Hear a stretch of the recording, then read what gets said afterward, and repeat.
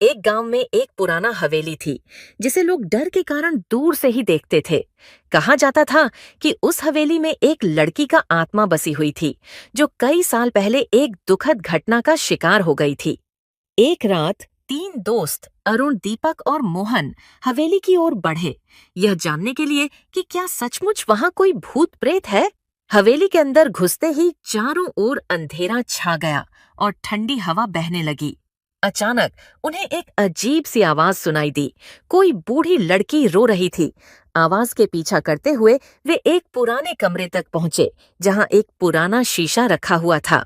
जैसे ही वे शीशे के पास पहुंचे, वे देख सकते थे कि शीशे में एक लड़की की परछाई दिखाई दे रही थी। वह लड़की उनकी ओर देख रही थी और धीरे धीरे अपनी उंगलियां शीशे पर खींचने लगी। डर के मारे उनके पैरों तले जमीन खिसक गई, लेकिन मोहन ने हिम्मत दिखाते हुए लड़की से पूछा, तुम कौन हो? लड़की ने सुनी इसी आवाज में जवाब दिया, मैं वो हूँ जिसे तुम लोग भूल गए हो। अचानक हवेली के अंदर एक जोर की आवाज आई और अंधेरा घना हो गया। तीनों दोस्त डर के मारे कमरे से बाहर भागे, लेकिन उस दिन के बाद हवेली के पास से गुजरते समय उन्हें हमेशा किसी लड़की की धीमी आवाज सुनाई देती रही।